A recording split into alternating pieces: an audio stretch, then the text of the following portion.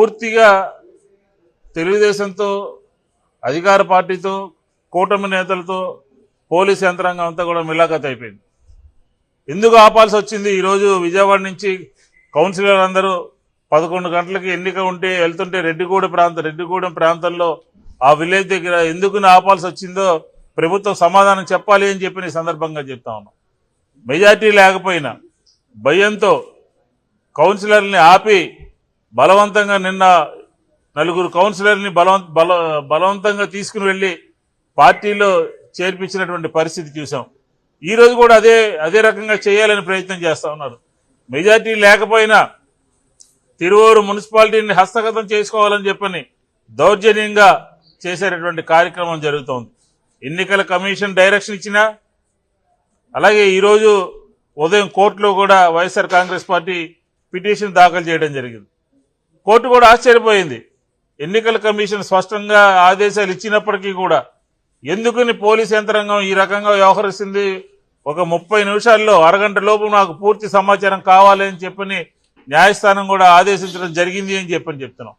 అంటే ఈ ప్రభుత్వానికి కానీ, ఈ కూటమి ప్రభుత్వానికి కానీ, పోలీస్ యంత్రాంగం కానీ, ఎన్నికల కమిషన్ అన్నా లేకపోతే న్యాయస్థానాలన్నా లెక్కలేనటువంటి పరిస్థితి కనపడతా ఉంది. మెజార్టీ ఉన్నప్పుడు, మీకు మెజార్టీ ఉంటే ఎందుకు ఇలాంటి అరాచకమైనటువంటి కార్యక్రమాలకి, ఎందుకు ఈ రకమైనటువంటి కార్యక్రమాలకి పాల్పడుతున్నారో ఆంధ్ర రాష్ట్ర ప్రజలకి సమాధానం చెప్పాల్సినటువంటి అవసరం ఉన్నది అని చెప్పిన వైఎస్ఆర్ కాంగ్రెస్ పార్టీ డిమాండ్ చేస్తోంది. ఇప్పటికైనా సరే మా కౌన్సిలర్తో, మా గుర్తు మీద గెలిచినటువంటి కౌన్సిలర్తో మీరు చైర్మన్ తీసుకోవడానికి ప్రయత్నం చేస్తా ఉన్నారు. ఇది అప్రజాస్వామికము, అన్యాయము అని చెప్తా ఉన్నాం. దౌర్జన్యంతో మీరు మున్సిపల్ చైర్మన్ స్థానం సంపాదించాలని ప్రయత్నం చేస్తారు. ఇది సాగదు. ఇది ప్రజాస్వామ్యంలో ఇలాంటి దానికి తావులేదు. ఖచ్చితంగా రెడ్డిగూడెం దగ్గర నుంచి కౌన్సిల్ హాల్ వరకు, తిరువూరు మున్సిపాలిటీలో ఎన్నిక జరిగే వరకు కూడా పోలీసులు భద్రత కల్పించాలి అని చెప్పి డిమాండ్ చేస్తా ఉన్నాం. ఉదయం నుంచి అడుగుతా ఉన్నాం, అధికారులందరికీ చెప్తా ఉన్నాం. వాళ్ళు చెప్పేది ఒకటి, క్షేత్రస్థాయిలో జరిగేటటువంటి కార్యక్రమం వేరేది.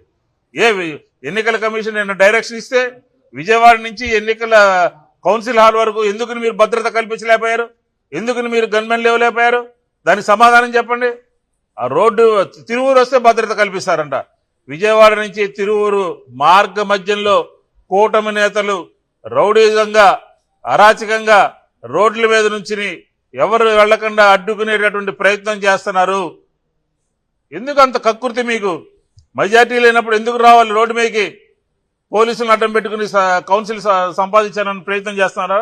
కాబట్టి ఈ అరాచక పాలనలో అందుకనే ఈరోజు మళ్ళీ వచ్చి ఎన్నికల కమిషన్ దృష్టికి తీసుకువెళ్లి నిన్న మీరు ఇచ్చినటువంటి ఆర్డర్ని ఒబే చేయకుండా రోడ్డు మీద కౌన్సిల్ అందరినీ ఆపడం జరిగింది అని చెప్పి కంప్లైంట్ చేయడం జరిగింది. ఆవిడ కూడా మేము చెప్పినటువంటి విషయాలన్నీ విన్నారు. పోలీస్ యంత్రాంగంతో, అధికారి కలెక్టర్ గారితో వాళ్ళతో మాట్లాడుతూ ఉన్నారు.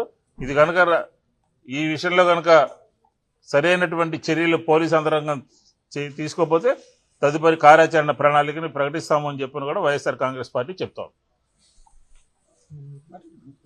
అందరికీ నమస్కారం. ఈ తిరువూరు మున్సిపల్ ఉప ఎన్నికల్లో టీడీపీ వాళ్ళు, కూటమి ప్రభుత్వం చేస్తున్న దౌర్జన్యాలు నిజంగా దారుణం. అసలు నిజంగా ప్రజాస్వామ్యంలో ఉన్నామా లేదా అర్థం కావట్లేదు.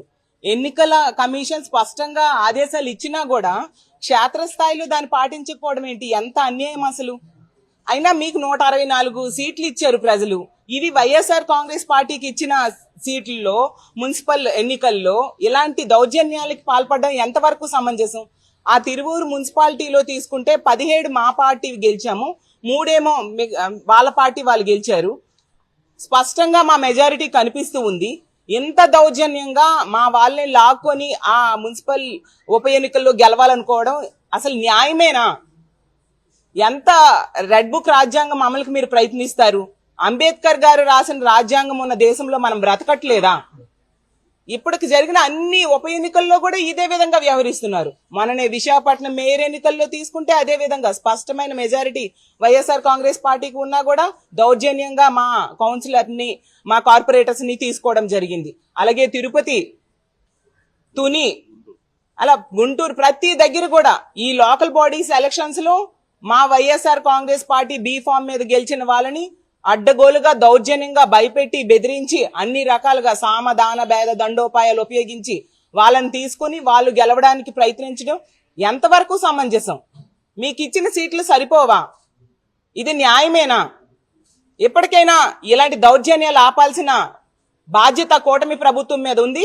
ఈ తిరువూరు మున్సిపల్ ఉప ఎన్నికల్లో ఈ రోజు ఖచ్చితంగా మా కార్పొరేటర్స్ కి రక్షణ కల్పించమని రాష్ట్ర ఎన్నికల అధికారి గారైన నీలం సాహ్ని గారిని మేమందరము వెళ్లి విన్నవించుకోవడం జరిగింది. ఆవిడ సానుకూలంగా స్పందించారు. ఖచ్చితంగా రక్షణ కల్పిస్తామన్నారు. కోర్టుకు కూడా మేము వెళ్లడం జరిగింది. మనం ప్రజాస్వామ్య దేశంలో ఉన్నాము కాబట్టి ప్రజాస్వామ్యాన్ని కాపాడాల్సిన బాధ్యత ప్రభుత్వం మీద ఉంది. కాబట్టి దీన్ని మేము ఖచ్చితంగా పోరాటం చేస్తాం, ఎలాంటి దౌర్జన్యాలను అడ్డుకుంటామని తెలియజేస్తూ ఉన్నాము.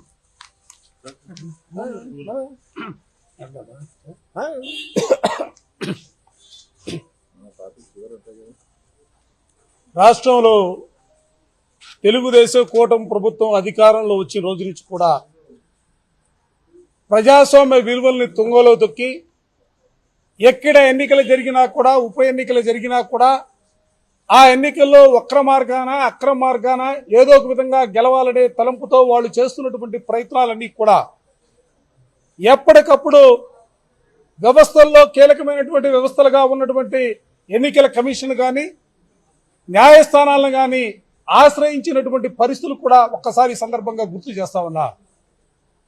నిన్న జరిగినటువంటి ఉప ఎన్నికల్లో రాష్ట్రంలో అనేక చోట్ల అక్రమ మార్గాన్ని గెలిచారు.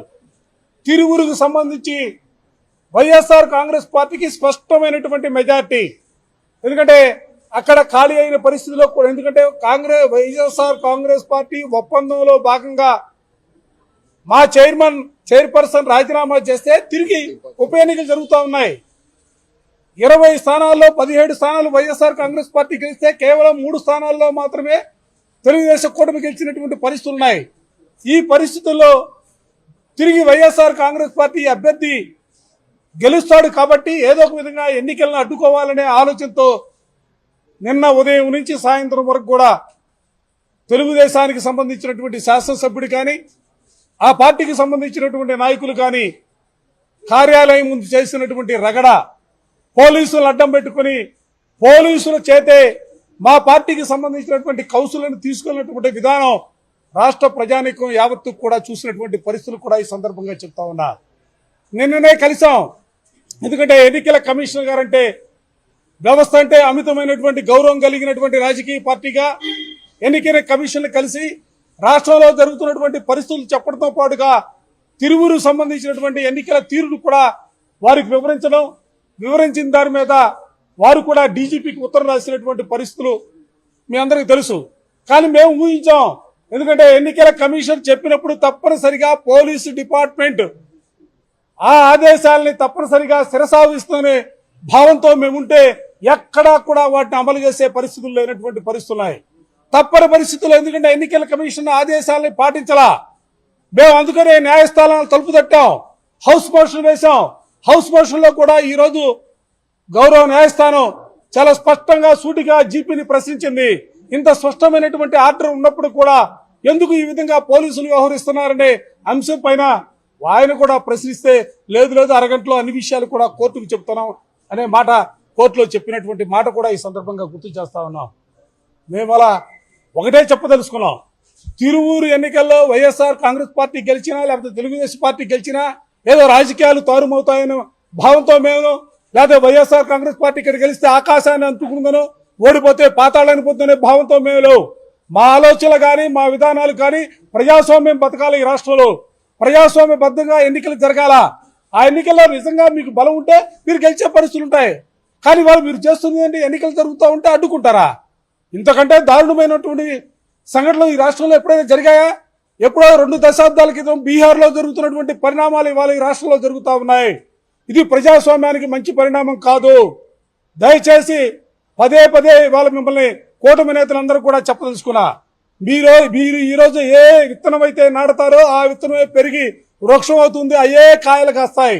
దయచేసి ఈ సంస్కృతిని భవిష్యత్ తరాలు కూడా అవలంబించే పరిస్థితుల్లో ఈ ప్రభుత్వం ముందుకు సాగడం మంచిది కాదు. అందుకే మరలా తిరిగి వాళ్ళ ఎన్నికల కమిషన్ గారి మెట్లెక్కాం. తలుపు తడుతా ఉన్నాం, అడుగుతా ఉన్నాం, రిక్వెస్ట్ చేస్తా ఉన్నాం ప్రజాస్వామ్యాన్ని బ్రతికించమని. అడ్డగోలుగా అడ్డుకుంటారా? అసలు ఏ దిశగా ఈ ప్రభుత్వాన్ని మీరు తీసుకెళ్లాలని ప్రయత్నం చేస్తా ఉన్నారు? దీన్ని వదిలిపెట్టే ప్రశ్నే లేదు. దీని మీద ముందాక పెద్దలు చెప్పినట్టుగా ఒక కార్యాచరణ కార్యక్రమాన్ని తీసుకుంటాం. న్యాయస్థానం తలుపు తట్టాం. న్యాయస్థానంలో దీనిపైన పెద్ద ఎత్తున పోరాటం చేయడానికి కూడా వైఎస్ఆర్ కాంగ్రెస్ పార్టీ సిద్ధంగా ఉంది. దాంతో పాటుగా వ్యవస్థలన్నీ కూడా ఇవాళ నిర్వీర్యం అవుతున్నటువంటి పరిస్థితుల్లో రాష్ట్రంలో జరుగుతున్నటువంటి పరిణామాల్ని రాష్ట్ర ప్రజానికాన్ని గమనించమని కోరుతా ఉన్నాం.